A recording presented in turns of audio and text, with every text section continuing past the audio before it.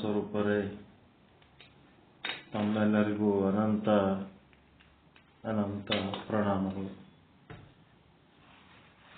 ಶ್ರೀಮದ್ ಸಿದ್ಧಾಂತ ಶಿಖಾಮಣಿ ಪರಮ ಪೂಜ್ಯ ಮಲ್ಲಿಕಾರ್ಜುನ ಶಿವಯೋಗಿಗಳ ಪ್ರವಚನ ಸಾರ ಸಂಗ್ರಹ. ಆ ಒಂದು ಪ್ರವಚನದ ವಿಶೇಷತೆ ಏನಂತಂದ್ರೆ,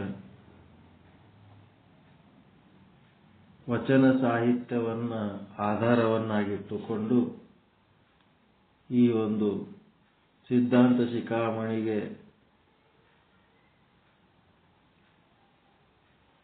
ಸಮಾನಾಂತರವಾಗಿ ವಚನ ಸಾಹಿತ್ಯವನ್ನು ಕೂಡ ಇದರಲ್ಲಿ ಬಳಸಿಕೊಂಡು ಪ್ರವಚನ ಮಾಡಿದ್ದಾರೆ. ಬಸವಾದಿ ಶರಣರ ವಚನಗಳನ್ನ,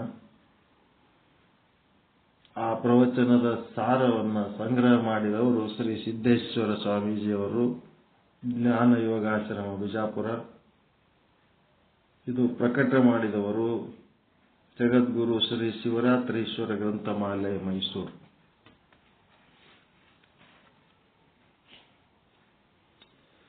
ಸಿದ್ಧಾಂತ ಶಿಖಾಮಣಿ ಇದು ಆದಿ ಜಗದ್ಗುರು ರೇಣುಕರ ಮತ್ತು ಅಗಸ್ತ್ಯ ಮಹರ್ಷಿಗಳ ಸಂವಾದ. ಜೀವ ಶಿವನಾಗುವ ಪರಿ, ಅಂಗಲಿಂಗವಾಗುವ ಪರಿ, ಶಿವಯೋಗ ಸಾಧನೆಯ ಹೆದ್ದಾರಿ, ಮನುಷ್ಯ ಜನ್ಮ ಸಾರ್ಥಕ ಮಾಡಿಕೊಳ್ಳುವಂಥ ಒಂದು ಹೆದ್ದಾರಿಯನ್ನು ತೋರಿದ್ದಾರೆ. ಆ ಶಿವಯೋಗಿ ಶಿವಾಚಾರ್ಯರು ಆರಂಭದಲ್ಲಿ ಶಿವಸ್ತುತಿಯನ್ನು ಮಾಡಿದ್ದಕ್ಕೆ ಅದರಲ್ಲಿ 7 ಶ್ಲೋಕಗಳಿತ್ತು. 7 ಶ್ಲೋಕಗಳ ಪೈಕಿ 6 ಶ್ಲೋಕಗಳನ್ನು ಸಂಪೂರ್ಣ ಮುಗಿಸಿ 7ನೇದ್ದು ಕೂಡ ಮುಗಿತಾ ಇದೆ. ಯತ್ರ ವಿಶ್ರಾಮ್ಯಾತೀಶ್ವತ್ವಂ ಸ್ವಾಭಾವಿಕಮನುತ್ತಮಂ ನಮಸ್ತಸ್ಮೈ ಮಹೇಶಾಯ ಮಹಾದೇವಾಯ ಶೂಲಿನ. ಯತ್ರ ಅಂದ್ರೆ ಯಾರಲ್ಲಿ, ವಿಶ್ರಾಮ್ಯಾತೀಶತ್ವಂ ಅಂತಂದ್ರೆ ಈಶತ್ವವು ಅಂದ್ರೆ ಒಡೆತನ, ಶ್ರೇಷ್ಠತನ, ಘನತೆ, ಹಿರಿತನ ಅಂತೇನದಲ್ಲ, ಅದು ಕೊನೆಗೆ ಹೋಗಿ ಯಾರಲ್ಲಿ ವಿಶ್ರಾಂತಿ ಹೊಂದುತ್ತದೆಯೋ. ಅದರ ಅರ್ಥ ಏನಂದ್ರೆ, ಒಬ್ಬರಿಗಿನ ಒಬ್ಬರು ಶ್ರೇಷ್ಠ, ಒಬ್ಬರಿಗಿನ ಒಬ್ಬರು ದೊಡ್ಡವರು, ಒಬ್ಬರಿಗಿನ ಒಬ್ಬರು ಘನ ಮನುಷ್ಯರದರ ಇಲ್ಲಿ.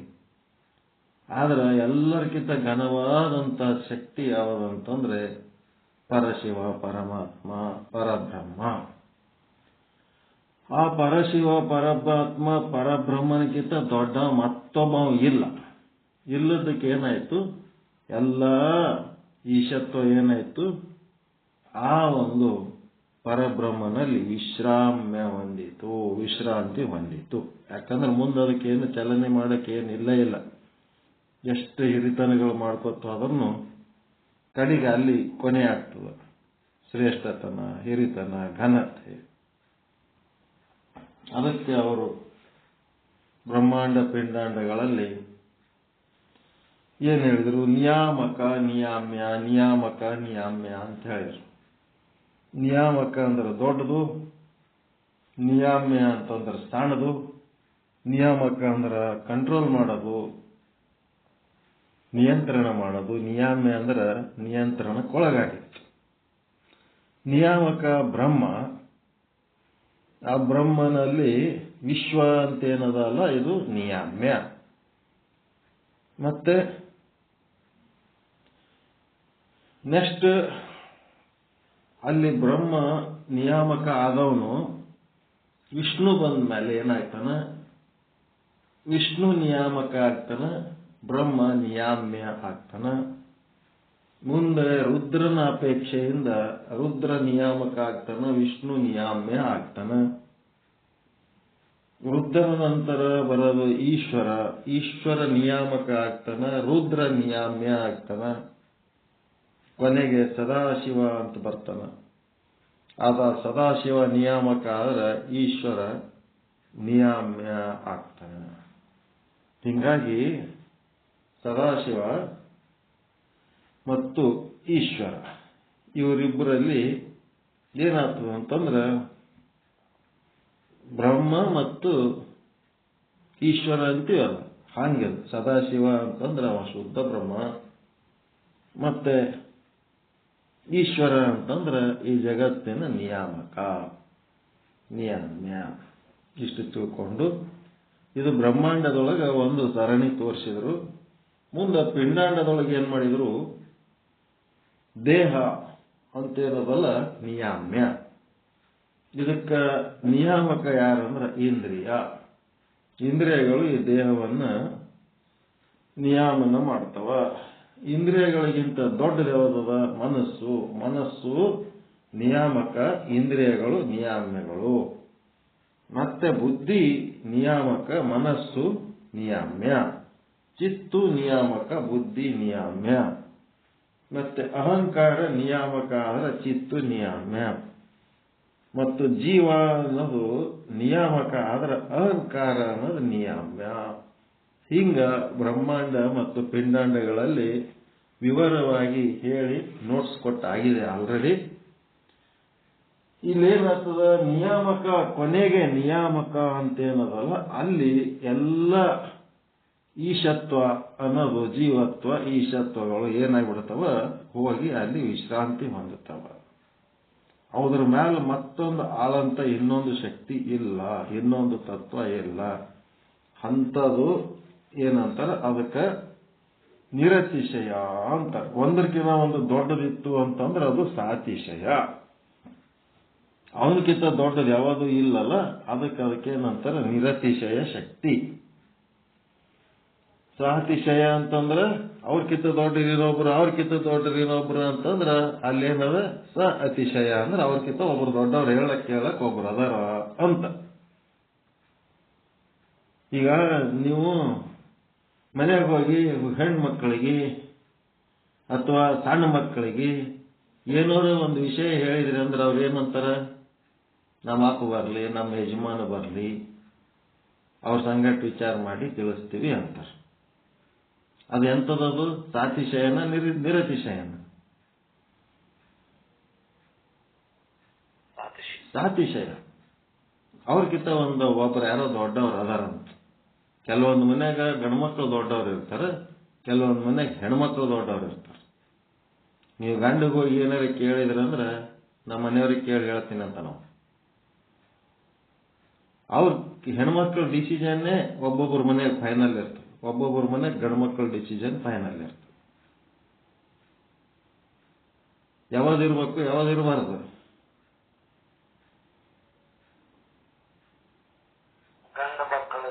ಗಂಡು ಮಕ್ಕಳದು ಇರ್ಬೇಕು, ಹೆಣ್ಣು ಮಕ್ಕಳದು ಇರಬಾರ್ದು. ಯಾಕೆ ಇರಬಾರ್ದು? ಇಬ್ಬರದಾಗ ಒಬ್ಬರು ಸಾತಿಶಯ, ಒಬ್ಬರು ನಿರತಿಶಯ. ಇಬ್ಬರದು ಹೆಂಗಿರ್ತದೆ? ಇಬ್ಬರದು ಇಲ್ಲ. ಒಬ್ಬರು ಪ್ರಪೋಸಲ್, ಇನ್ನೊಬ್ಬರು ಫೈನಲ್ ಡಿಸಿಷನ್ ತಗೊಳ್ಳೋರು. ಒಬ್ಬರು ಪ್ರಪೋಸ್ ಮಾಡೋರು, ಇನ್ನೊಬ್ಬರು ಫೈನಲ್ ಡಿಸಿಷನ್ ತಗೊಳ್ಳೋರು.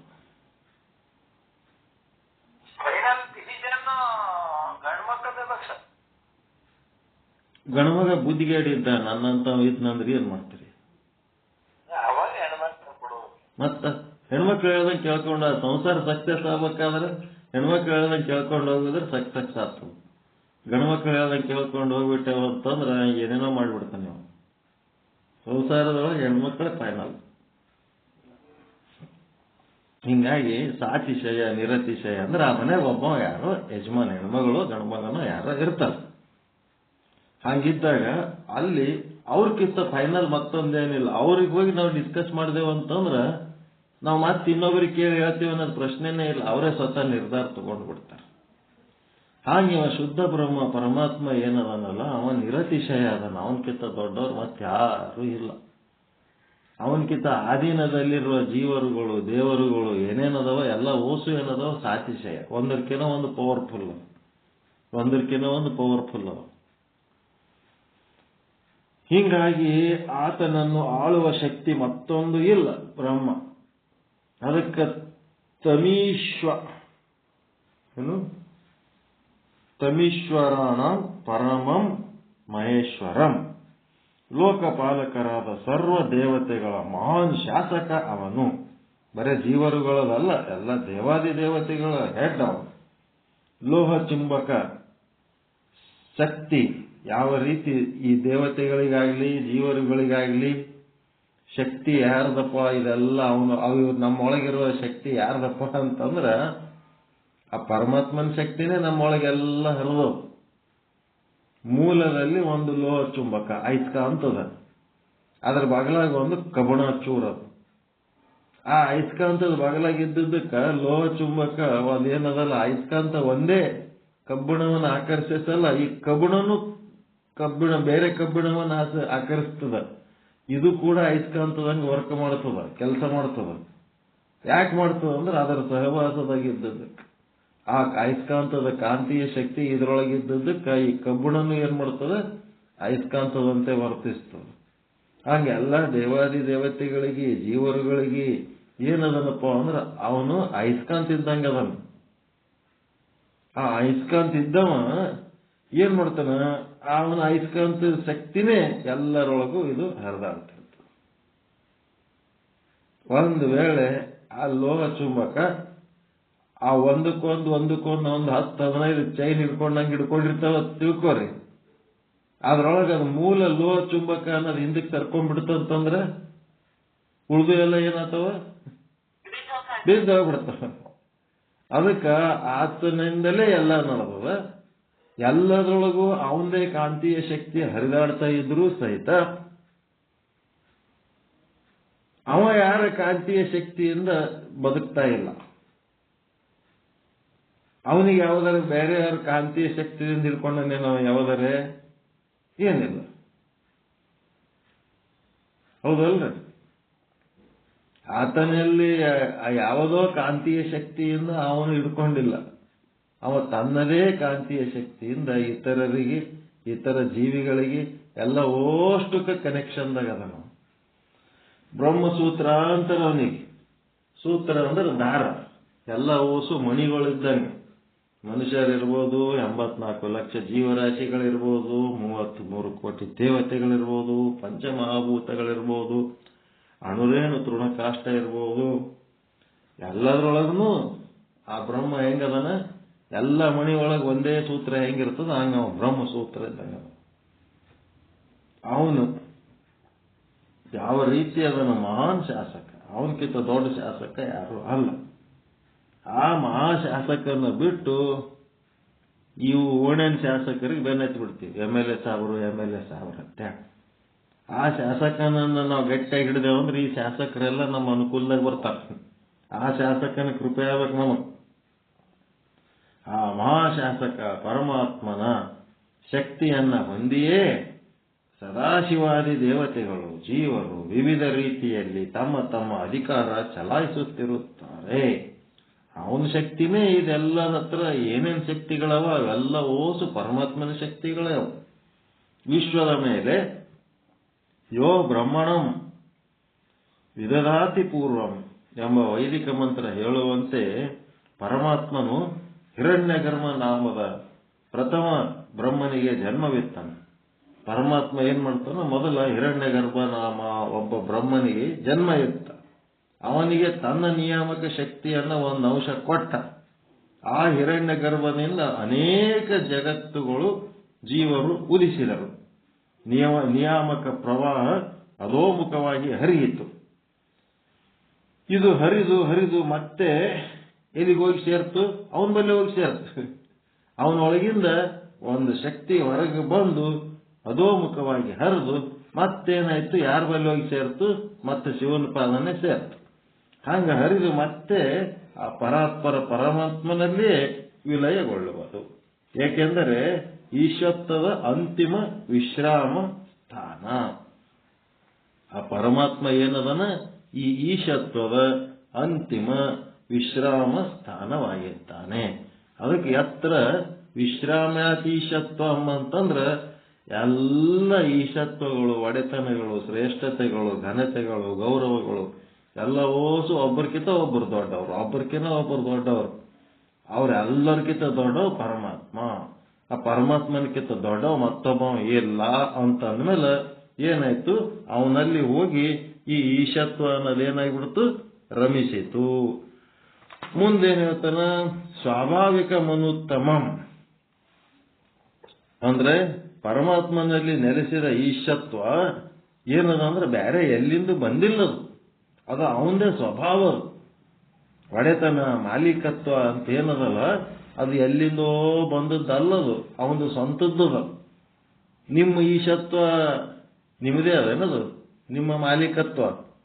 ಮನಿ ನಿಮ್ಮದ, ನಿಮ್ಮ ದೇಹ ನಿಮ್ಮದ, ಫಲ ನಿಮ್ಮದ, ರೊಕ್ಕ ನಿಮ್ಮದ, ಹೆಂಡತಿ ನಿಮ್ಮದ, ಮಕ್ಕಳು ನಿಮ್ಮದ.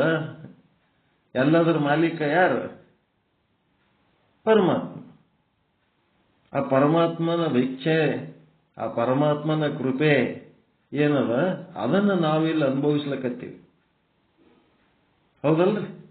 ಅದಕ್ಕೆ ಅವನ ಈಶತ್ವ ಅನ್ನೋದು ನಮ್ಮ ಸ್ವಾಭಾವಿಕ ಇಲ್ಲ, ಜೀವರುಗಳಲ್ಲಿ ಅದು ಸ್ವಾಭಾವಿಕವಾಗಿ ಇಲ್ಲದು, ಎಲ್ಲ ಈಶ್ವರ ಕೃಪೆ.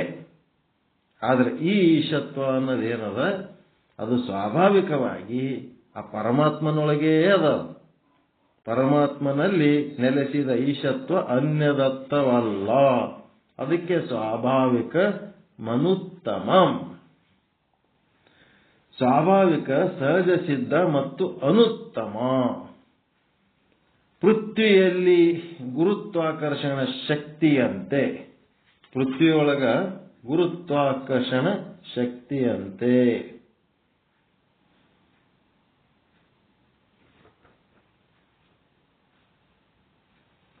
ಅನುತ್ತಮಂ ಅಂತಂದ್ರೆ ಏನು ಅರ್ಥ ಮಾಡ್ಕೊಂಡ್ರಿ? ಅನುತ್ತಮಂ ಅನ್ನೋ ಶಬ್ದ ಸ್ವಾಭಾವಿಕ ಅನುತ್ತಮಂ ಅಂದ್ರೆ ಏನಪ್ಪಾ ಅಂತಂದ್ರೆ, ಅನು ಅಂತಂದ್ರ ಅವನ ಸರಿಸಮಾನವಾದವರು, ಅನುಸರಿಸೋರು ಇರ್ತಾರಲ್ಲ, ಅವನು ಸರಿಸಮ ಆದವರು. ಅಂಥವ್ರು ಯಾರು ಇಲ್ಲ, ಅಂಥದ್ದು ಯಾವುದೂ ಇಲ್ಲ. ಮತ್ತು ಅವನಕ್ಕಿಂತ ಉತ್ತಮವಾದವರು ಯಾರೂ ಇಲ್ಲ. ಈ ರೀತಿ ಇದ್ದದ್ದಕ್ಕ ಅವನ ಸರಿ ಸಮಾನವಾದವರು ಯಾರೂ ಇಲ್ಲ, ಅವನಕ್ಕಿಂತ ಉತ್ತಮವಾದವರು ಯಾರೂ ಇಲ್ಲ. ಅದಕ್ಕೆ ಅವನ್ ಹೆಂಗದಪ್ಪ ಅಂದ್ರೆ ಸ್ವಾಭಾವಿಕಂ ಅನುತ್ತಮಂ. ಈ ಈಶತ್ವ ಅನ್ನೋದು ಆ ಪರಮಾತ್ಮನಲ್ಲಿ ಸ್ವಾಭಾವಿಕವಾಗಿದೆ. ಆದ ಕಾರಣ ಅವನಿಗೆ ಸರಿ ಸಮಾನವಾಗಿ ಸ್ವಾಭಾವಿಕವಾದಂಥ ಈಶತ್ವ ಹೊಂದಿದಂಥ ಮತ್ತೆ ಯಾವರ ಅದಾವೇನು ಜಗತ್ತಿನ ಜೀವಿಗಳು ದೇವತೆಗಳು ಯಾವರ ಅದಾವೇನಂಗ ಸ್ವಾಭಾವಿಕವಾಗಿ ಈಶತ್ವ ಹೊಂದಿದಂಥವು ಅಂದ್ರೆ ತಮ್ಮದೇ ಅಧಿಕಾರ, ತಮ್ಮ ಅಧಿಕಾರ ತಮ್ಮಿಂದಲೇ ಆಗಿರಂಥವು. ಅಂಥವು ಯಾವೂ ಇಲ್ಲ. ದೇವತೆಗಳು ಏನ್ ಮಾಡ್ತಾವೋ ಏನಂತೇಳಿ ಮನುಷ್ಯರು ಅಂಜಿ ಪೂಜೆ ಮಾಡ್ತಿರ್ತಾರ. ಮನುಷ್ಯರು ತಪಸ್ಸು ಮಾಡಿ ಕುಂತು ಏನಾರೆ ಹೊರಗಿರ ಪಡ್ಕೊಂಡ್ರ ಅಂತಂದ್ರೆ ನಮ್ಮ ಕುರ್ಚಿಯಲ್ಲಿ ಎಲ್ಲಾಡ್ತೇಳಿ ದೇವತೆಗಳು ಅಂಜ್ಕೋತಾರ, ರಾಕ್ಷಸರಿಗೆ ಅಂಜ್ಕೋತಾರ, ಒಬ್ರಿಗೊಬ್ಬರು ಅಂಜ್ಕೋತ ಹೋಗ್ತಾರೆ. ಈ ಈಶತ್ವ ಅನ್ನೋದು ಯಾರ ಹತ್ರ ಸ್ವಾಭಾವಿಕವಾಗಿಲ್ಲ. ಆ ಪರಮಾತ್ಮನ ಸರಿ ಸಮಾನವಾಗಿ ಅವನಂಗ ಈಶತ್ವವನ್ನು ಸ್ವಾಭಾವಿಕವಾಗಿ ಹೊಂದಿದವರು ಯಾರ್ಯಾರು ಇಲ್ಲ. ಆ ರೀತಿ ಇರುವ ಕಾರಣ ಅದು ಅನು ಇಲ್ಲ. ಮತ್ತೆ ಉತ್ತಮ ಅಂದ್ರೆ ಅವನಕ್ಕಿಂತ ಉತ್ತಮವರು ಮತ್ತಿನ್ಯಾರು ಇಲ್ಲ. ಅನುತ್ತಮಂ ಸ್ವಾಭಾವಿಕ ಅನುತ್ತಮಂ. ನಮಸ್ತಸ್ಮೈ ಅಂದ್ರೆ ನಮಸ್ಕಾರ ಮಾಡ್ತೇನೆಪ್ಪ. ಯಾರಿಗೆ? ಇಂಥವನಿಗೆ, ದೊಡ್ಡವನಿಗೆ. ಹಾಡಿದಡೆಯನ್ನ ಒಡೆಯನ ಹಾಡುವೆ, ಬೇಡಿದಡೆಯನ್ನ ಒಡೆಯನ ಬೇಡುವೆ ಅಂತದಲ್ಲ ಹಂಗ. ಮಹೇಶಾಯ, ಮಹಾದೇವಾಯ, ಶೂಲಿನೇ ಈ ಶಬ್ದಗಳಿಗೆ ಏನ್ ಅರ್ಥ ಕೊಡ್ತಾರ ಹೇಳ್ತಾರೆ. ಪೃಥ್ವಿಯಲ್ಲಿರುವ ಗುರುತ್ವಾಕರ್ಷಣ ಶಕ್ತಿಯಂತೆ ಅದು ಅನಾದಿ ಕಾಲದಿಂದ, ಅದು ಅಂತಂದ್ರೆ ಯಾವುದು? ಈಶತ್ವ ದೇವನಲ್ಲಿ ಪ್ರತಿಷ್ಠೆಗೊಂಡಿದೆ. ಭೂಮಿ ಒಳಗ ಹೆಂಗ ಭೂಮಿ ಹುಟ್ಟಿದಾಗಿ ಹಿಡಿದು ಅವನೊಳಗ ಭೂಮಿ ಒಳಗ ಗುರುತ್ವಾಕರ್ಷಣ ಶಕ್ತಿ ಯಾರೋ ಅದೇ ರೀತಿ ದೇವರಲ್ಲಿ ಏನದಪ್ಪ ಅಂದ್ರ ಈ ಒಂದು ಏನದು ಈಶತ್ವ ಅನ್ನೋದು ಶ್ರೇಷ್ಠತೆ, ಒಡೆತನ, ಮಾಲೀಕತ್ವ ಅನ್ನೋದು ಅವನ ಜೊತೆಗೆ ಅದು ಪ್ರತಿಷ್ಠೆಗೊಂಡಿದೆ. ಇಂಥ ಪ್ರಭುವು ಎಲ್ಲಿದನ? ಅಂತ ಪರಮಾತ್ಮ ಎಲ್ಲಿದಾನ? ವೇರ್ ಹಿ ಈಸ್, ನಮ್ಮ ಒಳಗೂ ಇದ್ದಾನೆ. ಇಂಥ ಪ್ರಭುವು ನಮ್ಮ ಒಳಗೂ ಇದ್ದಾನೆ. ಮತ್ತ ಒಳಗಾಟೆ ಅದನೇನು? ಹೊರಗೂ ಅದ. ಇಂಥ ಪ್ರಭು ನಮ್ಮ ಒಳಗೂ ಮತ್ತು ಹೊರಗೂ ತುಂಬಿಕೊಂಡಿದ್ದಾನೆ. ಪರಮಾತ್ಮನ ವಿಷಯ ಬಂದಾಗ ಅವನೇ ಒಬ್ಬ ಪರಮಾತ್ಮ ಅದನ. ಅವನ ಅನಂತ ಲಕ್ಷಣಗಳನ್ನ ಈ 7 ಶ್ಲೋಕಗಳಲ್ಲಿ ವಿಶ್ಲೇಷಣೆ ಮಾಡಿ ಅಂತ ಪರಮಾತ್ಮ ಎಲ್ಲದನಪ್ಪ ಅಂತ ಅವನ ಅಡ್ರೆಸ್ ಹುಡುಕೋದು ಬೇಕಾಗಿಲ್ಲ. ಅವ ನಮ್ಮ ಒಳಗೂ ಅದನ್ನ ಮತ್ತು ನಮ್ಮ ಹೊರಗೂ ತುಂಬಿಕೊಂಡಿದ್ದಾನೆ ಎಂಬ ಜ್ಞಾನ ನಮಗುಂಟಾದರೆ, ನಮ್ಮೊಳಗೆ ಪರಮಾತ್ಮ ಅದನ, ನಮ್ಮ ಹೊರಗೂ ಪರಮಾತ್ಮ ಅದನ. ಆತ ನಾವು ಆಡುವ ಪ್ರತಿಯೊಂದು ಶಬ್ದ ಮಾತು ಕೇಳಕತ್ತನ, ಮತ್ತೆ ನಾವು ಮಾಡುವ ಪ್ರತಿಯೊಂದು ಕ್ರಿಯೆಗಳು ಆತ ನೋಡ್ಲಿಕ್ಕತ್ತನ, ಮತ್ತೆ ನಮ್ಮ ಮನಸ್ಸಿನೊಳಗೆ ಮಾಡ್ತಾ ಇರೋ ಆಲೋಚನೆಗಳು, ನಮ್ಮ ಭಾವನೆಗಳನ್ನು ಆತ ಅರಿತಾ ಇದ್ದಾನೆ ಅಂತೇಳಿ ನಮ್ಮೊಳಗೆ ಪರಮಾತ್ಮ ಅದನ ಅಂತೇಳಿ ಒಂದು ಏನು ಇರ್ತದಲ್ಲ ಅದಕ್ಕೆ ಅರಿವು ಅಂತಾರೆ. ಆ ರೀತಿ ಅರಿವು ಯಾರಿಗಿರ್ತದ, ಇಂಥ ಒಬ್ಬ ಪ್ರಭು ನಮ್ಮ ಒಳಗೆ ಮತ್ತು ಹೊರಗೆ ತುಂಬಿಕೊಂಡಿದ್ದಾನೆ ಎಂಬ ಜ್ಞಾನವು ನಮಗೆ ಉಂಟಾದರೆ ನಾವೆಂದಿಗೂ ವಿಷಯ ವ್ಯಾಮೋಹಕ್ಕೆ ಮತ್ತು ದುಷ್ಟ ಶಕ್ತಿಗಳಿಗೆ ಬಲಿ ಆಗಲಾರೆವು. ನಾವು ದುಷ್ಟ ಶಕ್ತಿಗಳಿಗೆ ವಿಷಯ ವ್ಯಾಮೋಹಕ್ಕೆ ಯಾಕೆ ಬಲಿ ಆಗ್ತೀವಿ ಅಂತಂದ್ರೆ, ಸತ್ ಚಿತ್ ಆನಂದ ನಿತ್ಯ ಪರಿಪೂರ್ಣವಾದ ಪರಮಾತ್ಮ ನಮ್ಮೊಳಗೆ ಅದನ ಅನ್ನೋದು ಮರ್ತದ್ದಕ್ಕೆ, ನಮ್ಮೊಳಗೆ ಅದನ ಅನ್ನೋದು ಮರ್ತದ್ದಕ್ಕೆ ಏನಾಗ್ಲಿಕ್ಕತ್ತದ, ವಿಸ್ಮೃತಿ ಆಗಿದ್ದಕ್ಕೆ ನಾವು ಆನಂದವನ್ನು ಹೊರಗೆ ಯಾವುದೋ ಒಂದು ವಸ್ತುಗಳಲ್ಲಿ, ಶಬ್ದ ಸ್ಪರ್ಶ ರೂಪ ರಸ ಗಂಧಗಳಲ್ಲಿ ನಾವು ಆರಿಸ್ಲಕತ್ತೀವಿ. ಯಾವಾಗ ಆ ಆನಂದ ಸ್ವರೂಪವಾದ ಪರಮಾತ್ಮನೇ ನನ್ನೊಳಗದನ, ನಾನೇ ಆ ಸ್ವರೂಪ ಅದೀನಿ ಅಂತ ತಿಳ್ಕೊಂಡ ಮೇಲೆ ವಿಷಯ ವ್ಯಾಮೋಹ ಬರ್ಲಿಕ್ಕೆ ಸಾಧ್ಯ ಅದೇನ್ರಿ? ನೀವೇ ಅದು ಅದಿರಂತ ಗೊತ್ತಾದ್ಮೇಲೆ ಉಸಿರು ಪರಿಮಳವಾದರೆ ಕುಸುಮದ ಹಂಗೇಕೆ? ನಿಮ್ಮ ಉಸಿರೇ ಪರಿಮಳ ಇತ್ತಂದ್ರೆ ಇನ್ನೂ ಒಂದು ಹೂವು ತಗೊಂಡು ಮೂಗಿಗೆ ಹಚ್ಕೊಳ್ಳೋ ಅವಶ್ಯಕತೆ ಅದ ಏನು? ನಿಮ್ಮ ಉಸಿರು ಪರಿಮಳ ಇಲ್ಲದಕ್ಕೆ ಇನ್ನೊಂದು ಕುಸುಮ ತಗೊಂಡು ಮೂಗಿಗೆ ಹಚ್ಕೊತೀರಿ ವಾಸನೆ ನೋಡಕ್. ನಿಮ್ಮ ಉಸಿರೇ ಘಮ ಘಮ ವಾಸನೆ ಇತ್ತಂದ್ರೆ ಯಾಕೆ ಪರಿಮಳ ಬೇಕು? ಹಂಗ ನೀವೇ ಆನಂದ ಸ್ವರೂಪ ಇದ್ಮೇಲೆ ಯಾವ ವಿಷಯ ವ್ಯಾಮೋಹ ಅನ್ನೋದೇ ಇಲ್ಲದಂಗೆ ಆಗ್ಬಿಡ್ತದ. ಅದಕ್ಕೆ ವಿಷಯ ವ್ಯಾಮೋಹ ಮತ್ತೆ ಕೆಟ್ಟ ಮಾತು, ಕೆಟ್ಟ ಆಲೋಚನೆ, ಕೆಟ್ಟ ಕೆಲಸಗಳು ನಾವು ಏನ್ ಮಾಡಿದ್ರು ನಮ್ಮ ಒಳಗೂ ಹೊರಗೂ ಆ ಪರಮಾತ್ಮ ತುಂಬಿ ತೊಳಗ್ತಾ ಇದ್ದಾನೆ. ಅದನ್ನೆಲ್ಲ ಅವನು ನೋಡ್ತಾ ಇದ್ದಾನೆ. ಅದಕ್ಕೆ ತಕ್ಕಂತೆ ಕರ್ಮಗಳು ನಮ್ಮೆಲ್ಲ ರೆಕಾರ್ಡ್ ಆಗ್ತವ. ಆ ಕರ್ಮಕ್ಕೆ ಫಲ ಸುಖ ದುಃಖಗಳು ಅನುಭವಿಸಬೇಕಾಗ್ತದ. ಈ ವರ್ಷದ ಈ ಒಂದು ಜನ್ಮದ ಆಯುಷ್ಯ ಸಾಲಲಿಲ್ಲ ಅಂತಂದ್ರೆ ಜನ್ಮ ಜನ್ಮಾಂತರಕ್ಕೆ ಅದೆಲ್ಲ ಬಂದು ನಮಗೆ ಪುನರ್ಜನ್ಮಕ್ಕೆ ಕಾರಣ ಆಗ್ತದೆ ಅಂತ ಈ ರೀತಿ ನಮಗೆ ತಿಳುವಳಿಕೆ ಇತ್ತು, ಅರಿವಿತ್ತಂದ್ರೆ ನಾವು ಯಾವ ದುಶ್ಚಟಕ್ಕೆ ಬಲಿಯಾಗಂಗಿಲ್ಲ, ವಿಷಯ ವ್ಯಾಮೋಹಕ್ಕೆ ಬಲಿಯಾಗಂಗಿಲ್ಲ. ಪರಮಾತ್ಮ ನಮ್ಮೊಳಗೂ ಅದನ್ನ ಹೊರಗೂ ಅದನ್ನ ಅನ್ನೋದು ಅರಿವಿತ್ತಂದ್ರೆ ಮನಸ್ಸು ನಿರ್ಮಲವಾಗಿ ಇರುತ್ತದೆ, ಮನಸ್ಸು ನಿಶ್ಚಲವಾಗಿ ಇರುತ್ತದೆ. ಎಷ್ಟು ಚಂದದ ನೋಡ್ರಿ ಮಾತು. ಮನಸ್ಸು ಪವಿತ್ರವಾಗಿ ಇರಬೇಕಾದ್ರೆ ಸರಳವಾಗಿ ನಮ್ಮ ಒಳಗೂ ಪರಮಾತ್ಮ ಅದನ್ನ, ಹೊರಗೂ ಪರಮಾತ್ಮ ಅದನ್ನ. ಯಾವ ರೀತಿ ಕನಕದಾಸರು ಬಾಳೆಹಣ್ಣು ತಿನ್ಲಾರ್ದೆ ವಾಪಸ್ ಬಂದ್ರ ಇಲ್ಲೋ, ಪರಮಾತ್ಮ ಎಲ್ಲಾ ಕಡೆ ಅದನ್ನಂತ ಹೇಳಿ. ಕನಕದಾಸರು ಬಾಳೆಹಣ್ಣು ತಿಂದ್ರೇನ್ರಿ ಅವ್ರಿಗೆ ತಿನ್ನಕಾಯ್ತಾ? ಗುರುಗಳು ಯಾರು ನೋಡ್ಲಾರ್ದಲ್ಲಿ ತಿನ್ನಂತೇಳಿ ಕೊಟ್ಟು ಕಳಿಸಿದ್ರು. ಆ ಕನಕದಾಸಿಗೆ ಬಾಳೆಹಣ್ಣು ತಿನ್ಲಕ್ ಧೈರ್ಯನೇ ಆಗಲಿಲ್ಲ. ಎಲ್ಲ ಕಡೆ ಪರಮಾತ್ಮ ಅದನ್ನ ಅಂತಂದ್ಮೇಲೆ ಅವನ್ ನೋಡ್ಕೊತಾ ಇರ್ತಾನ. ನಮ್ಮ ಒಳಗ್ನು ಅದನ್ನ ನೋಡಕತ್ತಾನ, ಹೊರಗ್ನು ಅವನ್ ನೋಡಕತ್ತಾನ. ಆ ಕನಕದಾಸಗ ಅಲ್ಲಿ ಪರಮಾತ್ಮ ಇದ್ದದ ಅನುಭವ ಆಗ್ಯದೋ ಇಲ್ಲೋ ಆ ಪ್ರಶ್ನೆ ಬೇರೆ. ಆದ್ರ ಆತನ ಶ್ರದ್ಧೆ, ಗುರು ವಾಕ್ಯದ ಮೇಲಿರುವ ಶ್ರದ್ಧೆ ಬಹಳ ಸ್ಟ್ರಾಂಗ್ ಇತ್ತು. ಗುರು ಏನ್ ಹೇಳ್ತಾನ ಆ ಮಾತನ್ನ ನಂಬುವಂತ ಶ್ರದ್ಧೆ ಇರುವುದರಿಂದ ಅವನಿಗೇನೊಂದು ಮಾಹಿತಿ ಇತ್ತು, ಎಲ್ಲಾ ಕಡೆ ಪರಮಾತ್ಮ ಅದನ, ಒಳಗೂ ಅದನ ಹೊರಗೂ ಅದನ. ಇದಿಷ್ಟಕ್ಕೆ ಅವನದೊಂದು ಕನಕದಾಸ ಅನ್ನೋದು ಒಂದೇನಾಯ್ತು,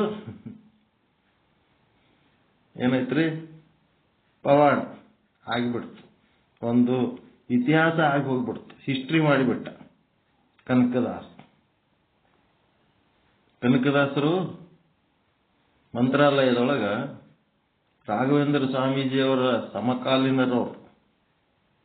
ಗೊತ್ತದೇನಿದೆ ನಿಮಗೆ? ಗೊತ್ತಿಲ್ಲ. ಕನಕದಾಸರು ಇಲ್ಲಿ ನಮ್ಮ ಮಂತ್ರಾಲಯದ ರಾಘವೇಂದ್ರ ಸ್ವಾಮೀಜಿಯವರ ಸಮಕಾಲೀನರು. ಇಲ್ಲಿ ಮಠದೊಳಗ ಏನೇ ಕಾರ್ಯಕ್ರಮ ನಡೆದ್ರ ಅಲ್ಲಿ ಅಡಿಗೆ ಏನು ನಡೀತಿರ್ತದಲ್ಲ, ಆ ಅಡಿಗೆಯ ಒಂದು ಉಸ್ತುವಾರಿ ಯಾರ್ದಿತ್ತಪ್ಪ ಅಂದ್ರೆ ಕನಕದಾಸರದಿತ್ತು. ಕನಕದಾಸರದಿತ್ತು.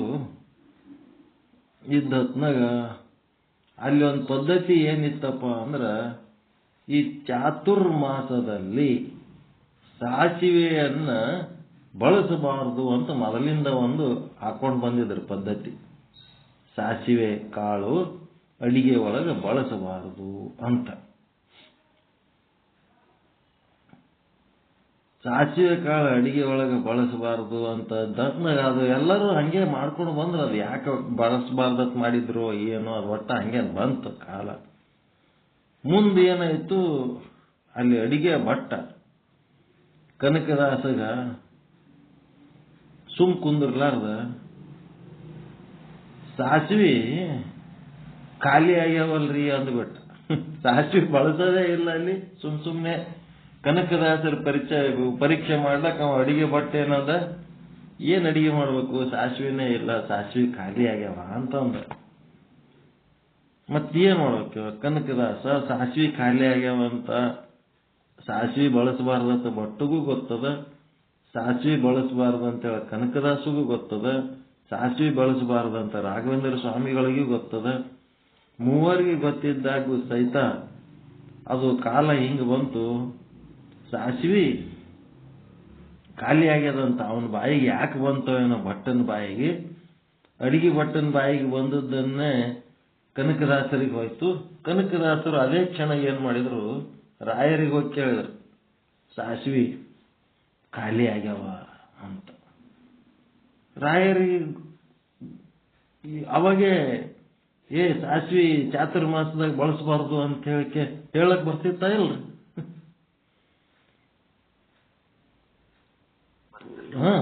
ಬರ್ತಿತ್ತು. ಆದ್ರೆ ಅವ್ರು ಏನ್ ಮಾಡಿದ್ರು, ಬಂದವರಿಗೆಲ್ಲ ಮಂತ್ರಾಕ್ಷತೆ ಕೊಟ್ಕೋತ್ ಕೂತಿದ್ರು. ಬಂದವರಿಗೆಲ್ಲ ನಮಸ್ಕಾರ ಮಾಡಿಸ್ಕೊಳ್ಳೋದು, ಮಂತ್ರಾಕ್ಷತೆ ಕೊಟ್ಕೋತ್ ಕೂತಿದ್ರು.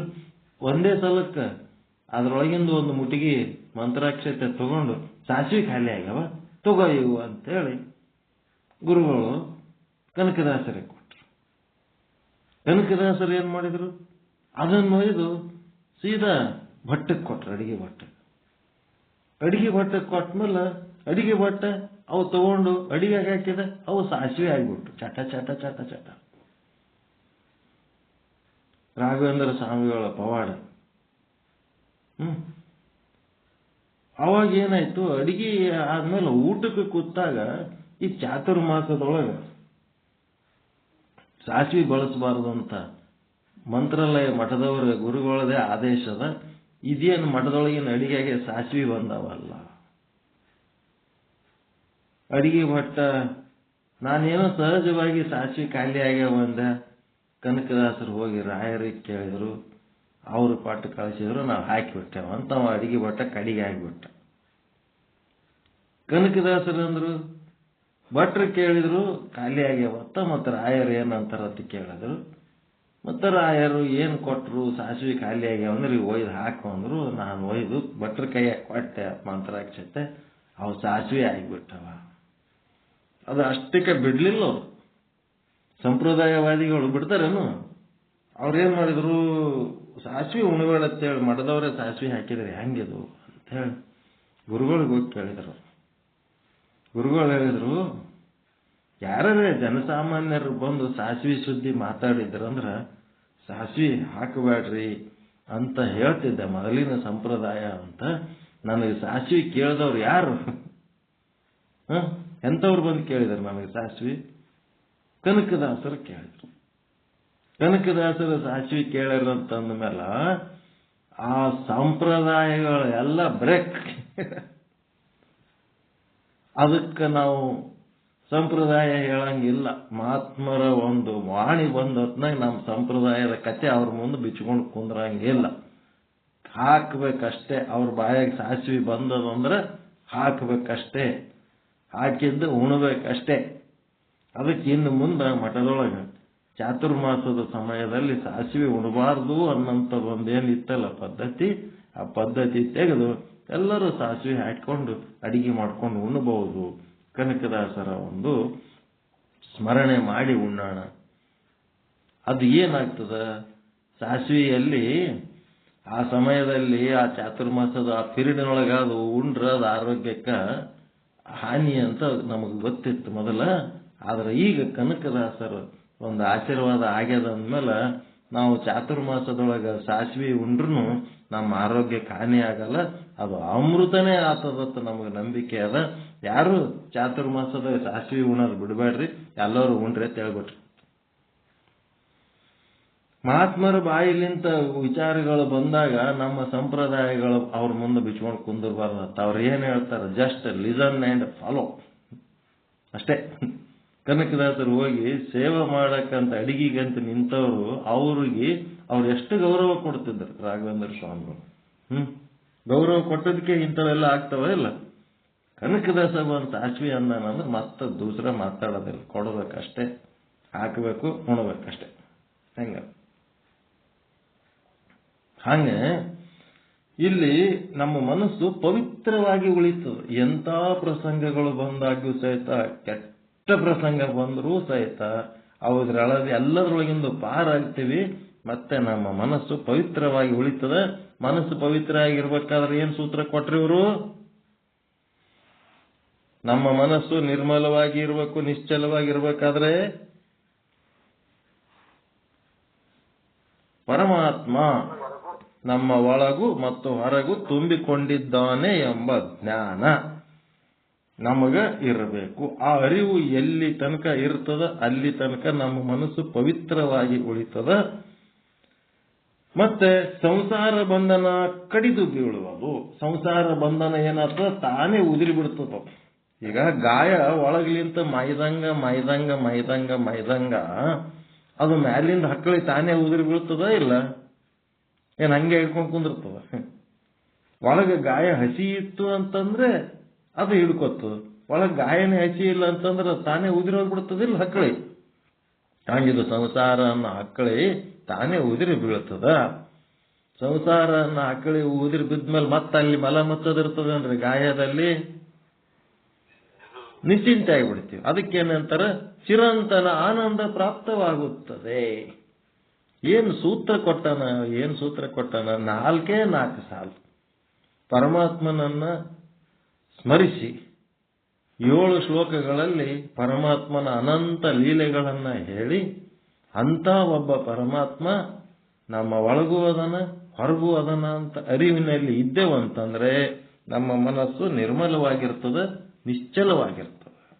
ಯಾವಾಗ ನಮ್ಮ ಮನಸ್ಸು ಚಂಚಲವಾಗಿರ್ತದ, ಮಲಿನವಾಗಿರ್ತದ, ಆವಾಗಲೇ ಅದು ಸಂಸಾರದೊಳಗೆ ಓಡಾಡ್ತದೆ. ಶಬ್ದ ಸ್ಪರ್ಶ ರೂಪ ರಸಗಂಧ, ಹಣ್ಣು ಹೆಣ್ಣು ಮಣ್ಣು, ಅಧಿಕಾರ ಪ್ರಚಾರ, ಸಂಸಾರ ಮತ್ತಿನ್ನೇನದವಲ್ಲ ಇದ್ರಾಗೆ ಒದ್ದಾಡ್ತಿರ್ತವೆ.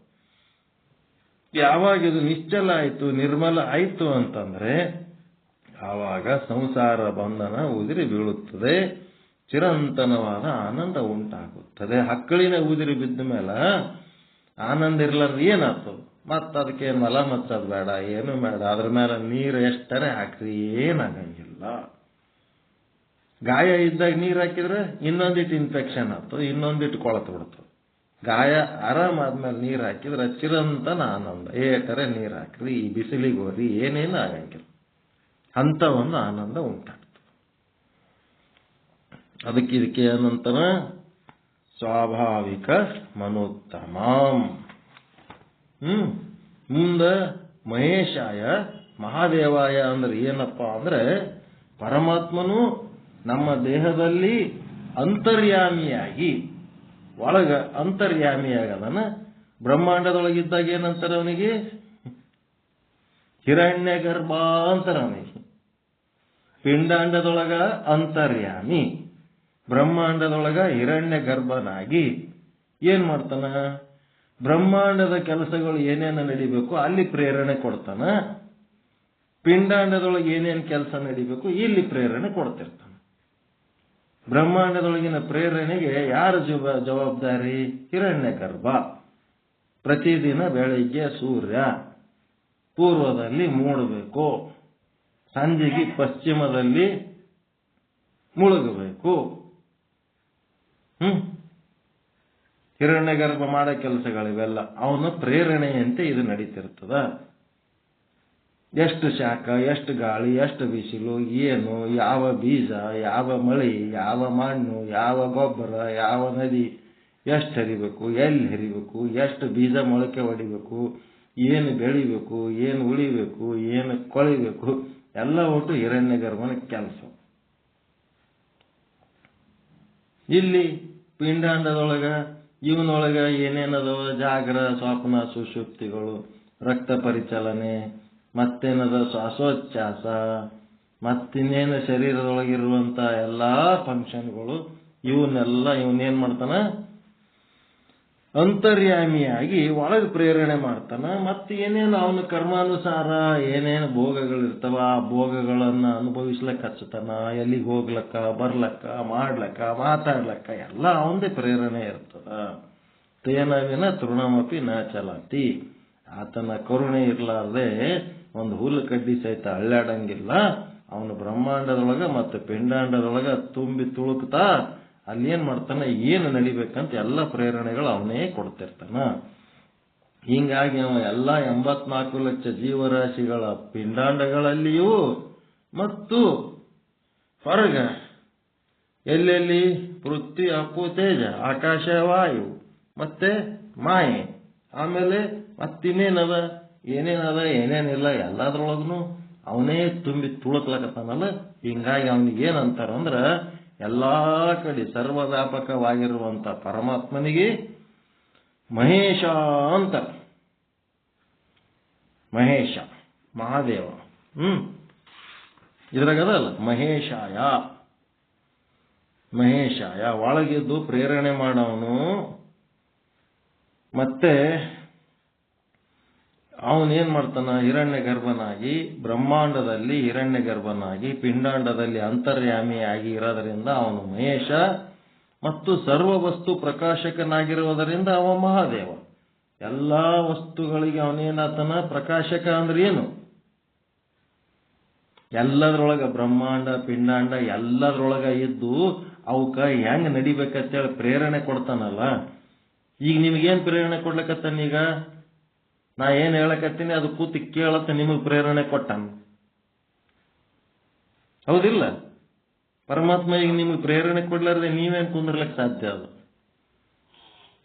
ಮತ್ತ ನಿನ್ನನ್ನು ನಂಬಿದ ಜೀವಿಗಳದವ, ಮೋಕ್ಷದಿಂದ ಏನಾದ್ರೂ ಒಂದಿಟ್ಟು ಸುಖ ಆಗ್ತದನ್ನಂತೇಳಿ ಅವ್ರ ಸಲುವಾಗಿ ಒಂದಿಟ್ಟು ನೀನು ಪಾಠ ಹೇಳತ್ತ ನನಗ್ ಪ್ರೇರಣೆ ಕೊಟ್ಟಾನ. ಅಟೆ ಅವಂದೇ ಪ್ರೇರಣೆ. ಅವನ್ ಪ್ರೇರಣೆ ಇಲ್ಲ ಅಂದ್ರೆ ನಾನು ಹೇಳಕ್ಕಾಗಲ್ಲ, ನೀವು ಕೇಳಕ್ಕಾಗಲ್ಲ. ಹಿಂಗವ ಎಲ್ಲರೊಳಗೂ ಇದ್ದು ಪ್ರೇರಣೆ ಕೊಟ್ಟದ್ದಕ್ಕ ಅವನಿಗೇನಂತಾರ? ಮಹೇಶ ಮಹೇಶ ಅಂತಾರ. ಈಗ ಮಹೇಶ ಆದ್ಮೇಲೆ ಸರ್ವ ವಸ್ತು ಪ್ರಕಾಶಕ ಅಂದ್ರೆ ಏನು? ಪ್ರಕಾಶಕ ಅಂದ್ರೆ ತಿಳ್ಕೊಳ್ಳವ.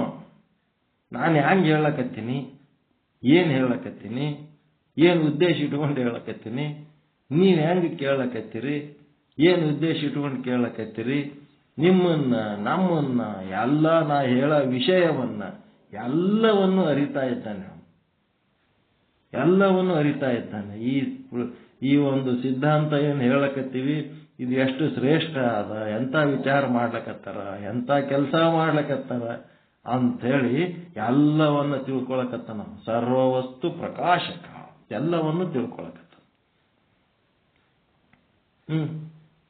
ಅದಕ್ಕ ಏನಂತಾರ? ಎಲ್ಲ ತಿಳ್ಕೊಳಕತ್ತಿದ್ದಕ್ಕೆ ಅವನಿಗೆ ಮಹಾದೇವ ಅಂತಾರ. ಅವನಿಗೆ ಎಲ್ಲದ್ರ ಒಳಗಿದ್ದು ನಮ್ಗೆ ಏನಾರ ಮಾಡ್ಲಕ್ ಹಚ್ಚಿದ್ದು, ಮಾತಾಡ್ಲಕ್ ಹಚ್ಚೋದು, ಕೆಲಸ ಮಾಡ್ಲಕ್ ಹಚ್ಚೋದು, ವಿಚಾರ ಮಾಡ್ಲಕ್ ಹಚ್ಚೋದಕ್ಕ ಮಹೇಶ. ಇದು ಏನು ಮಾಡ್ಲಕತ್ತಾರತ್ತ ಮ್ಯಾಲಿದ್ದು ನೋಡ್ತಾನಲ್ಲ ಅದು ಮಹಾದೇವ.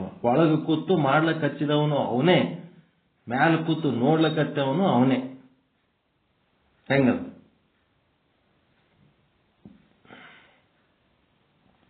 ಮಹಾದೇವನಿಗೆ ಮಹೇಶಗೆ ಗೊತ್ತಾಯ್ತಾ? ನಿಮಗೆ ಒಳಗೆ ಕೂತು ಮಾತಾಡ್ಲಿಕ್ಕೆ ಹಚ್ಚದವನು ಅವನೇ. ನೀವು ಬೈತಿರೋ, ಹೊಗಳ್ತಿರೋ, ಜಗಳಾಡ್ತಿರೋ, ಅದೆಲ್ಲ ಮಾಡ್ಲಿಕ್ಕೆ ಹಚ್ಚಿದವನು ಅವನೇ. ಮತ್ತು ಮ್ಯಾಲಿನಿಂದ ಮಹಾದೇವನಾಗಿ ನೀವು ಬೈದದ್ದನ್ನು ನೋಡಿ, ನೀವು ಹೊಗಳಿದ್ದನ್ನು ನೋಡಿ, ಅದಕ್ಕೆ ಪಾಪ ಪುಣ್ಯ ಕರ್ಮದ ಒಂದು ಲೆಕ್ಕ ಬರ್ಕೊಳ್ಳೋನು ಅವನೇ ಮಹಾದೇವ. ಅಬ್ಸರ್ವ್ ಮಾಡೋನು ಅವನೇ, ಎರಡೂ ಅವನೇ. ನೀ ಸೂತ್ರಧಾರಿ, ನಾ ಪಾತ್ರಧಾರಿ ಅಂತ. ಹಿಂಗೆ ಮಹಾದೇವ. ಮುಂದೇನದ? ಅವನಲ್ಲಿ 3 ಶಕ್ತಿ ಅದಾವ: ಇಚ್ಛಾಶಕ್ತಿ, ಜ್ಞಾನಶಕ್ತಿ, ಕ್ರಿಯಾಶಕ್ತಿ. ಹೆಂಗದವು? ಅವನ ಇಚ್ಛಾಶಕ್ತಿ, ಜ್ಞಾನಶಕ್ತಿ, ಕ್ರಿಯಾಶಕ್ತಿ ಹೆಂಗದವು?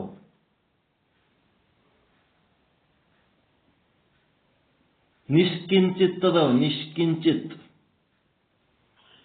ನಮ್ಮ ಹೆಂಗದವ? ಕಿಂಚಿತ್ ಅದಾವ. ನನ್ನ ಹೆಂಡತಿ, ನನ್ನ ಮಕ್ಕಳು, ನನ್ನ ಮನಿ ಇಟ್ಟು ಆರಾಮಿದ್ರಾಯ್ತು, ಉಳಿದು ಏನಕ್ಕಾಗಲ್ಲ. ಬಗಲನ್ ಮನೆಯವ್ರು ತಗೊಂಡು ನಮ್ಗೆ ಏನು ಮಾಡೋ? ಅವಂದೇನದ? 84 ಲಕ್ಷ ಜೀವರಾಶಿಗಳ ಎಲ್ಲದರದ್ದು ಯೋಗಕ್ಷೇಮದ ಭಾರ ಅವನಿಗದ. ಅವಂದೇನದ? ನಿಷ್ಕಿಂಚಿತ್. ಜಡ ಜೀವ ಎಲ್ಲನೂ ರಕ್ಷಣೆ ಮಾಡುವ ಶಕ್ತಿ ಭಾರ ಅವಂದದ. ಅವ ನಿಷ್ಕಿಂಚಿತ್. ಇಚ್ಛಾಶಕ್ತಿ ನಿಷ್ಕಿಂಚಿತ್, ಜ್ಞಾನಶಕ್ತಿ ನಿಷ್ಕಿಂಚಿತ್, ಕ್ರಿಯಾಶಕ್ತಿ. ಹೆಂಗದ ನೋಡ್ರಿ. ನಮ್ದೇನದ? ಕಿಂಚಿತ್ ಇಚ್ಛಾಶಕ್ತಿ, ಕಿಂಚಿತ್ ಕ್ರಿಯಾಶಕ್ತಿ, ಕಿಂಚಿತ್ ಜ್ಞಾನಶಕ್ತಿ. ನಮ್ದೇಟದ? ನಮ್ಗಷ್ಟೇ ಇಂಡಿವಿಜುವಲ್, ನಮ್ದೇಟ್ ಜವಾಬ್ದಾರಿ ಅದ, ಅಷ್ಟೇ ನಮಗೆ ಸಂಬಂಧ. ಅವಂದೇನದ? ಎಲ್ಲನ್ನ ಹಿಡ್ಕೊಂಡಿದ್ದ ಸರ್ವ ಎಲ್ಲದರ ಬಗ್ಗೆನೂ ಅವನಿಗೆ ಜುಮ್ಮೆದಾರಿ ಅದ, ಜವಾಬ್ದಾರಿ ಅದ. ಹಿಂಗಾಗಿ ಅವನದೇನದ? ಇಚ್ಛಾಶಕ್ತಿ, ಜ್ಞಾನಶಕ್ತಿ, ಕ್ರಿಯಾಶಕ್ತಿ ಅನ್ನಂತ 3 ಶಕ್ತಿಗಳನ್ನ ಅವ ಜುಟ್ಟ ಹಿಡ್ದಾನ. ಅವನ ಕೈಯಾಗದವು. ಹಿಂಗಾಗಿ ಅವಕ್ಕೇನಂತಾರ? ತ್ರಿಶೂಲ. ಹಂಗಿದ್ದದಕ್ಕೆ ಅವನಿಗೆ ಶೂಲಿನೇ ಅಂತಾರ. ಶೂಲಿ ಅಂದ್ರು ಒಂದೇ, ತ್ರಿಶೂಲ ಅಂದ್ರು ಒಂದೇ. ಈ ತ್ರಿಶೂಲ ಧರಿಸಿದ್ದಾದ್ದರಿಂದ ಅವನು ಶೂಲಧಾರಿ. ದೇವನ ಆಜ್ಞೆ ಪಾಲಿಸದವರಿಗೆ ಆ ತ್ರಿಶೂಲ ಏನಾಗ್ತದ? ವಿನಾಶಕ. ಚುಚ್ಚಿ ಕೊಲ್ಲಿಬಿಡ್ತಾನ, ಗಾಯ ಮಾಡಿಬಿಡ್ತಾನ. ಅವನ ಇಚ್ಛಾಶಕ್ತಿ, ಜ್ಞಾನಶಕ್ತಿ, ಕ್ರಿಯಾಶಕ್ತಿಗಳು ಆ ದೇವನ ಆಜ್ಞೆ ಪಾಲಿಸಲಾರದವರಿಗೆ ತ್ರಿಶೂಲ ಆಗಿ ವಿನಾಶಕ. ಆಜ್ಞೆ ಪಾಲಿಸುವವರಿಗೆ ಏನ್ ಮಾಡ್ತಾನ? ರಕ್ಷಣೆ ಮಾಡ್ತಾನ. ಮೋಚನಕಾರಿ. ಮೋಚನಕಾರಿ ಅಂತಂದ್ರ, ಮೋಚನ ಅಂದ್ರೇನು? ವಿಮೋಚನ ಅಂತಂದ್ರೇನು? ಬಿಡುಗಡೆ,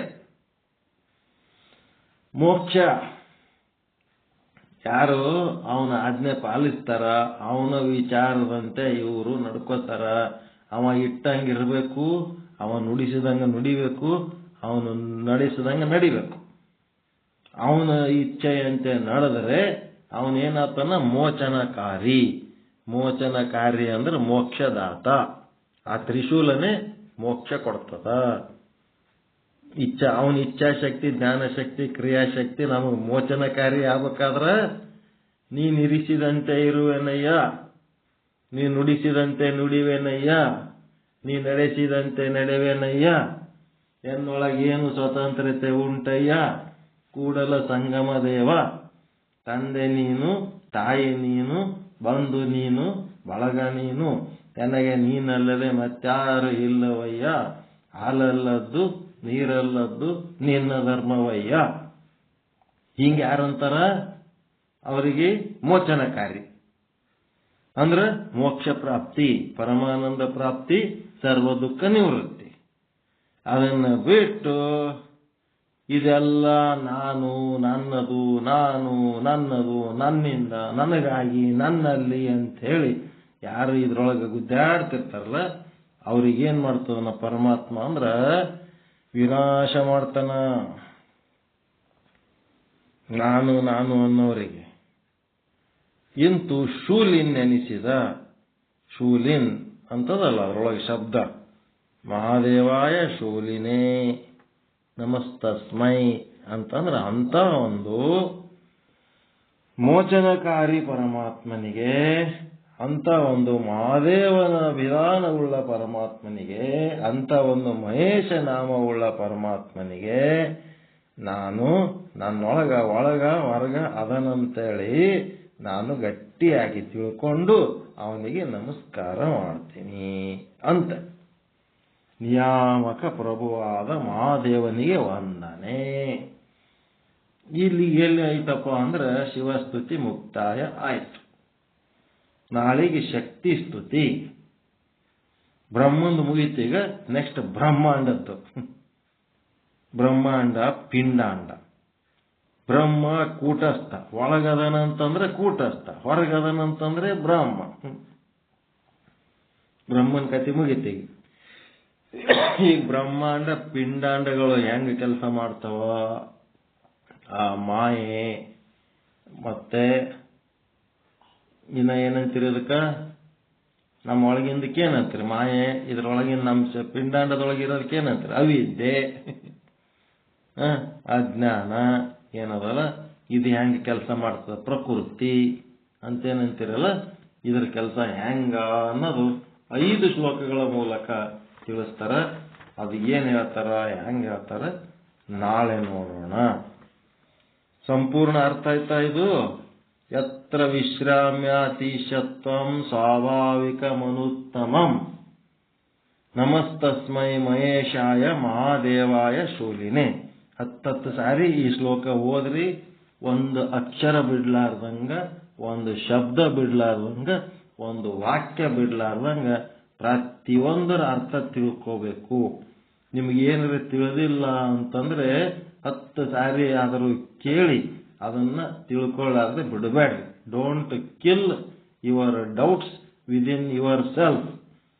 ಎಲ್ಲಕ್ಕಿಂತ ದೊಡ್ಡ ಪಾಪ ಯಾವುದು ಅಂದ್ರೆ, ಈ ಶಾಸ್ತ್ರ ಶ್ರವಣ ಮಾಡುವಾಗ ಏನಾದರೂ ಸಂಶಯ ಬಂದಾಗ ಅವುಗಳನ್ನ ಒಂದು ಕಡೆ ನೋಟ್ ಮಾಡಿಕೊಂಡು ಅವುಗಳನ್ನ ಗುರುವಿನ ಜೊತೆಗೆ ಚರ್ಚೆ ಮಾಡಿ ಆ ಸಂಶಯಗಳನ್ನ ನಿವೃತ್ತಿ ಮಾಡಿಕೊಂಡ್ರೆ ಅದರಂತ ದೊಡ್ಡ ಪುಣ್ಯ ಮತ್ತೊಂದು ಯಾವುದು ಇಲ್ಲ. ಆ ಸಂಶಯಗಳನ್ನ ಹಂಗೆ ಒಳಗಿಟ್ಕೊಂಡು ಹಂಗೆ ಮುಂದಿನ ಪಾಠ ಕೇಳ್ಕೋತ ಆದ್ರೆ ಅಂದ್ರೆ ಅದಕ್ಕಿಂತ ದೊಡ್ಡ ಪಾಪ ಮತ್ತೊಂದಿಲ್ಲ. ಆ ಪಾಪನೇ ನಿಮಗೆ ದೊಡ್ಡದು ಫಲ ಮುಂದೇನ್ ಮಾಡ್ತದೆ? ಏನು ತಿಳಿಲಾರ್ದಂಗೆ ಮಾಡಿಟ್ಬಿಡ್ತದೆ. ಶಬ್ದಗಳ ಅರ್ಥನೇ ತಿಳಿಲಿಲ್ಲ ಅಂದ್ರೆ ಮುಂದೆ ಹೆಂಗ್ ಮಾಡ್ತೀರಿ? ನೋಡ್ರಿ, ವಿಚಾರ ಸಾಗರ ಮೇಲೆ ನಾವು ಪ್ರವಚನ ಮಾಡಿದ ಮೇಲೆ ಏನಾಗ್ಬಿಡ್ತು, ಈ ಒಂದು ಸಿದ್ಧಾಂತ ಶಿಖಾಮಣಿ ಹೇಳಕ್ಕ ಎಷ್ಟು ಆರಾಮ್ ಅನ್ಸ್ಲಕತ್ತದ. ಏನ್ ಪೆನ್ ಇಲ್ಲ, ಕಾಪಿ ಇಲ್ಲ, ಸುಮ್ಮಂಗೆ ಮುಂದಿಟ್ಕೊಂಡು ಹೇಳ್ಕೊತ್ಕೊತೀವಿ. ಇದನ್ನೇ ನಾವು ಮೊದಲೆಲ್ಲ ಹೇಳಿವಿ. ಬಹಳಷ್ಟು ವಚನಗಳದ್ರ ಸೈಡಿಗೆ ರೆಕ್ಕೆ ಪುಕ್ಕ ಹಚ್ಚಿ 10 ಪೇಜ್ ಬರೆದು ಹೇಳಿ ಏನೇನೋ ಮಾಡ್ತಿದ್ದೆವು. ಈಗೇನಿಲ್ಲ, ಸರಳವಾಗಿ ನೇರವಾಗಿ ಯಾವ ಅರ್ಥಕ್ಕೆ ಹೋಗ್ಬೇಕು ಅದೇ ಅರ್ಥಕ್ಕೆ ಹೋಗಿ ಅದನ್ನೇ ಹೇಳಿ ಕೇಳಿ ಆನಂದ ಅನುಭವಿಸುವಂತ ಸ್ಥಿತಿ ಒಳಗೆ ನಾವದೀವಲ್ಲ. ಇಂಥ ಒಂದು ಸ್ಥಿತಿ ಪ್ರಾಪ್ತಿ ಆಗೋದಕ್ಕೆ ನಮಗೆ ಅನುಕೂಲ ಆದದ್ದ ಒಂದು ಈಶ್ವರ ಕೃಪೆಗೆ ಎಷ್ಟು ಧನ್ಯವಾದ ಹೇಳಿದ್ರು ಕಡಿಮೆ. ಅದಕ್ಕೆ ಇತಿ ಶಿವಸ್ತುತಿ ಸಮಾಪ್ತಿ. ಇದು ಮಾಡ್ಲಕ್ಕೈತೆ ಒಂದು 3 ತಿಂಗಳಾಯ್ತು, 4 ತಿಂಗಳಾಯ್ತಲ್ರಿ ಶಿವಸ್ತುತಿ ಮುಗಿಸ್ಲಕ್ಕ.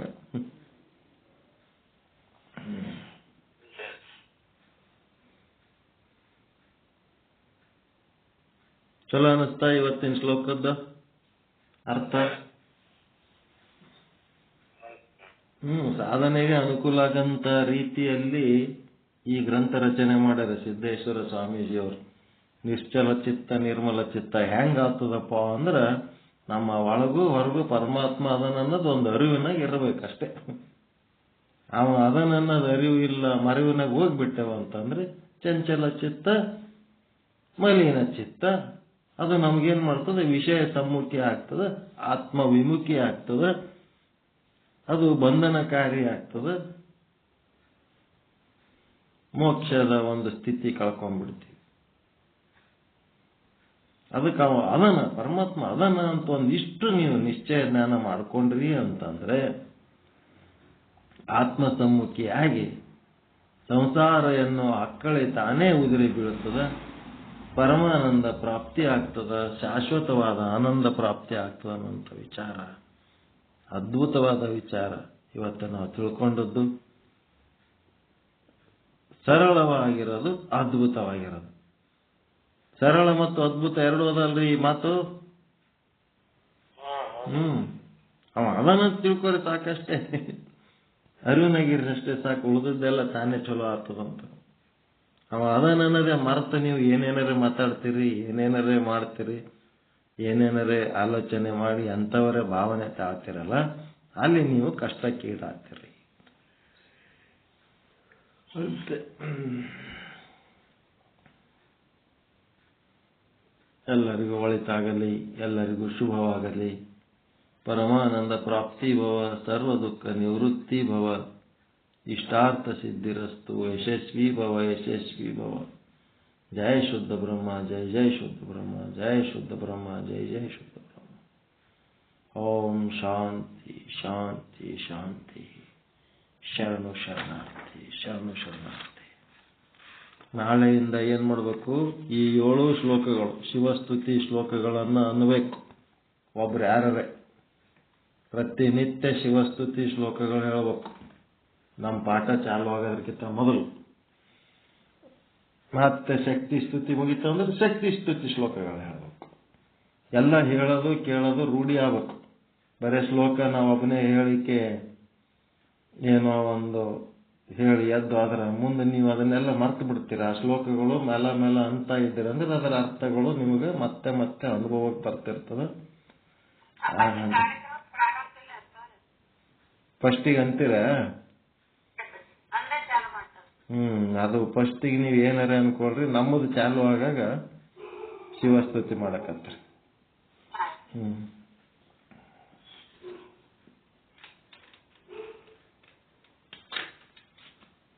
ನೀವು ಅಂದಾಗ ನಾವೆಲ್ಲಿರ್ತೀವಿ, ಹಿಂಗಾಗಿ ನಾವು ಇದ್ದಾಗ ಒಂದಿಟ್ಟು ಅಂದ್ರೆ ಅಂತಂದ್ರೆ ನಮಗೊಂದಿಟ್ಟು ಪುಣ್ಯ ಬರ್ತದೆ.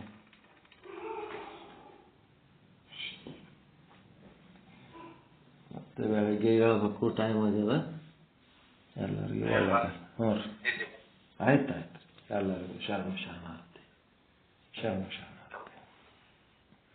ನಾಳೆಗೆ ಜಲ್ದಿ ಬರ್ತೀನಿ. ನಾಳೆಗೆ 8:30 ಅಂದ್ರೆ ನೀವು ಎಷ್ಟೊತ್ತನ ಮಾಡ್ತೀರಿ ನೀವು ಪಾಠಕ್ಕೆ?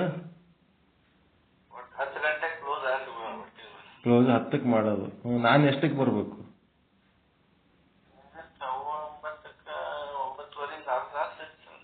9:15ಕ್ಕೆ ಬಂದ್ಬಿಡ್ತೀನಿ. ನೀವು ಯಾವಾಗ ಟೈಮ್ ಕೊಡ್ತೀರಿ ಅವಾಗ ಒಂದು ಶ್ಲೋಕದ ಅರ್ಥ 10ರೊಳಗೆ ಮುಗಿಸಂಗೆ ಮಾಡೋಣ.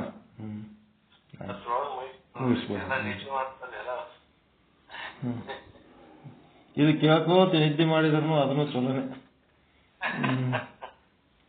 ಇವ್ರು ಯಾರು ಶಿವರಾಜ್ ಗುರುಗಳು ಯಾರೋ ಬಂದಾರಲ್ಲ ಹೊಸದಾಗಿ, ಪರಿಚಯ ಮಾಡ್ಕೋತೀರೇನು ಶಿವರಾಜ್ ಗುರುಗಳೇ? ಅಪ್ಪ ಶರಣು ಶರಣಾರ್ಥಿ ತಂದೆ.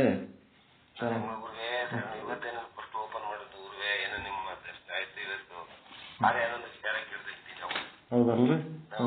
ರಾಮನಗರ ತಾಲೂಕು, ಬೆಂಗಳೂರು ಗ್ರಾಮಾಂತರ, ರಾಮನಗರ. ನಾವಿಲ್ಲಿ ಜಿಗಣಿಗಿರೋದು. ರಾಮನಗರ ಊರು. ಜಿಗಣಿ ಆನೇಕಲ್ ತಾಲೂಕು ಜಿಗಣಿ.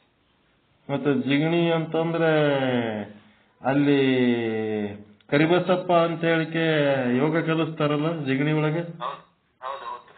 ನನ್ನ ಫ್ರೆಂಡ್ ನೋಡ್ರಿ, ಅವರು ಯೋಗ ಗುರುಗಳು. ರಾಯಚೂರು ಇನಾಮದಾರ್ ಸ್ವಾಮಿ ಅಂತ ಹೇಳಿದ್ರೆ ಗೊತ್ತಾಗ್ತದೆ.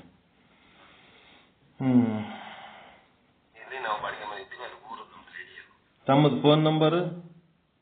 ನಮ್ದು ಫೋನ್ ನಂಬರ್ ಬಗ್ಗೆ 984 55 44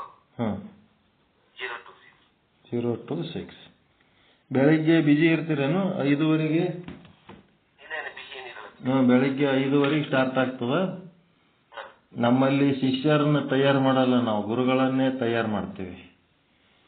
ನಮ್ಮ ಜೊತೆಗೆ ನೀವು ಕಂಟಿನ್ಯೂ ಆದ್ರಿ ಅಂತಂದ್ರೆ ನೀವು ಶ್ರವಣ ಮಾಡ್ತಾ ಸ್ವಾಧ್ಯಾಯ, ಸ್ವಾನುಭಾವ, ಪ್ರವಚನ 3 ಸ್ಟೆಪ್ಪಿಗೆ ಬರ್ಬೇಕು ನಮ್ಮ ಹತ್ರ ಬರೋರು. ಮೊದಲ ಶ್ರವಣ ಮಾಡಬೇಕು, ಅಧ್ಯಯನ ಮಾಡಬೇಕು, ಆಮೇಲೆ ಅದು ನಿಮ್ಗೆ ಆನಂದ ಆಗ್ಬೇಕು, ಸ್ವಾನುಭಾವ. ಆಮೇಲೆ ನಿಮ್ಗೆ ಆದ ಆನಂದ ಇನ್ನೊಬ್ಬರಿಗೆ ಹೇಳಂಥದ್ದು. ಎಲ್ಲ 3 ಕೆಲಸ ಆಗ್ತಾವ ನಮ್ಮ ಹತ್ರ. ಪರಿಪೂರ್ಣವಾದಂತ ಅಧ್ಯಯನ, ಎಲ್ಲಾ ಧರ್ಮ ಗ್ರಂಥಗಳು ಇಟ್ಕೊಂಡು ನಾವು ಅಧ್ಯಯನ ಮಾಡ್ತಿರ್ತೀವಿ. ಯಾವುದು ನಮಗೆ ಹೆಚ್ಚಲ್ಲ, ಯಾವುದು ನಮಗೆ ಕಡಿಮೆ ಅಲ್ಲ. ನಮ್ಮ ಸಾಧನೆನೇ ನಮಗೆ ದೊಡ್ಡದು. ಹಿಂಗಾಗಿ ಯಾವ ಒಂದು ನಿಮಗೂ ಯಾವುದರೇ ಒಂದು ಸಾಧನೆ ಗ್ರಂಥ ಏನಾರೇ ಇತ್ತಂದ್ರೆ ನಿಮ್ಮದನ್ನು ತಗೊಂಡು ಇಲ್ಲಿ ಹೇಳ್ಬೋದು, ಓದ್ಬೋದು. ಮತ್ತೆ ಇಲ್ಲ ಕೇಳ್ತಿದ್ರಂದ್ರೆ ಕೇಳಿ ಮತ್ತೆ ಮುಂದೆ ನೀವು ಏನು ಆಧ್ಯಾತ್ಮ ಸಾಧನೆ ಏನೇನ್ ಮಾಡಿರಿ ಮೊದಲು? ಗುರುವೇ, ನಾವು ಈ ಸಂಪ್ರದಾಯದಲ್ಲಿ ಭಜನೆ ಆಡ್ಕೊಂಡು ತತ್ವ ಓಡಾಡ್ಕೊಂಡು ಬಂದವರು ಅವಾಗಿಂದ ತತ್ವಗಳೇ ಜಾಸ್ತಿ ಆಡ್ಕೊಂಡು ಗುರುವೇ. ಮತ್ತೆ ದಿನ ಭಜನೆ ಆಡ್ರಿ ಮತ್ತ ಇಲ್ಲ ನಮ್ಮದ್ರಾಗ ಇವಾಗ ಒಂದು ಆಡ್ರಿ ಇವ್ರ ನಿರೂಪಕರ ಅವಕಾಶ ಕೊಟ್ರೆ ಆಡ್ರಿ, ಇಲ್ಲ ಬೆಳಗ್ಗೆ ಆಡಂತ್ರಿ. ನೋಡ್ರಿ ನಿರೂಪಕರು ಏನಂತಾರ ಅವ್ರ ಮಾಲಕರು.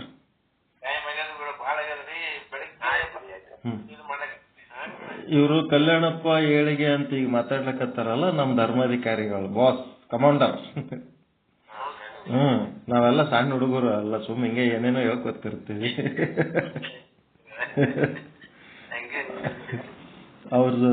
ಅವ್ರ ಇದ್ರೊಳಗೆ ನಮ್ದೆಲ್ಲ ಕಾರ್ಯಕ್ರಮ ನಡೀತದ. ಬಾಗಲಕೋಟೆ PSI ಅವರು ರಿಟೈರ್ ಆಗ್ಯಾರ. SP ಆಫೀಸ್ನಲ್ಲಿ ಕೆಲಸ ಮಾಡ್ಯಾರ. ಬೆಳಿಗ್ಗೆ ಬರ್ರಿ ಮತ್ತೆ 5:30. 5:30, ಒಂದ್ 10 ನಿಮಿಷ ಹೆಚ್ಚು ಕಡಿಮೆ. ಒಮ್ಮಮ್ಮ 5:30, 5:40 ಬರ್ತಾರೆ ಎಲ್ಲರೂ. ಬರ್ರಿ. ನಿಮ್ದು ಏನಾರ ಹೇಳೋದಿದ್ರ ಹೇಳ್ರಿ, ಆಡೋದಿದ್ರ ಆಡ್ರಿ, ಎಂಜಾಯ್ ಮಾಡ್ರಿ. ಸಂತೋಷ ಪಡೋದಕ್ಕೆ ನಮ್ ಸತ್ಸಂಗ ಇರೋದು. ಶರಣ ಶರಣಾರ್ಥಿ, ಶರಣ ಶರಣಾರ್ಥಿರಪ್ಪ. ಶಿವರಾಜ್ ಅವರಿಗೆ ನಮ್ಮ ಒಂದು ಗುರುತಿಗೆ ಬಂದು ತಮ್ಮದು ಒಂದು ಜ್ಞಾನವನ್ನು ನಮ್ಮ ಕೊಟ್ಟು ಭಜನೆಗೆ ಕಲಿಸಿ ನಮಗೂ ಸ್ವಲ್ಪ. ಏನ್ ಕೆಲಸ ಮಾಡ್ತೀರಲ್ಲ ರಾಮನಗರದಾಗ ನೀವು? ರಾಮನಗರದಲ್ಲಿ ಗುರುವೇ ನಮ್ದು ಚಿದಾನಂದ ಆಶ್ರಮ ಅಂತ ಇದೆ ಗುರುವೇ. ಚಿದಾನಂದ ಆಶ್ರಮ ಅಲ್ಲಿ ಬಿಡ್ರಿ NG ಪಳ್ಳಿ ಅಂತ. ಅದ್ರಲ್ಲಿ ನಾವೆಲ್ಲ ಸೇರ್ಕೊಂಡು ಆಮೇಲೆ ವಸನ ಮಠ ಕಡೆ ಕಡೆಗೆ ಹೋಗಿ ಮಠ ಅಲ್ಲಿ ಸೇರ್ಕೊಂಡು ಉಣ್ಮೆಗೆ ಭಜನೆ ಆಡ್ಕೊಂಡು ವಿಚಾರ ಸ್ವಲ್ಪ ಅನುಭವ ಮಾಡ್ಕೊಂಡು ಬರ್ತೀನಿ. ಆಯ್ತದ ಆಧ್ಯಾತ್ಮ ಸಾಧನೆ ಆಯ್ತು. ಕೆಲಸ ಏನ್ ಮಾಡ್ತೀರಿ? ಒಕ್ಕಲ್ತನ, ನೌಕರಿ, ಜಾಬ್ ಏನ್ ಮಾಡ್ತೀರಿ? ನೌಕರಿ ಅಪ್ಕಮ್ಸ್ ಲಾಲ್ಬಾಗಲ್ಲಿ ಅಪ್ಕಮ್ಸ್ ಅಲ್ಲಿ ಕೆಲಸ ಮಾಡಿದ್ರೆ ಗುರುವೆ. ನಾನು ಆಗಸ್ಟ್ 31 ರಿಟೈರ್ಡ್ ಆಯ್ತು. ಲಾಲ್ಬಾಗ್ ಹಾಪ್ಕಾಮ್ಸ್. ಏನ್ ಹಾಪ್ಕಾಮ್ಸ್ ಅಂದ್ರೆ ಏನದು?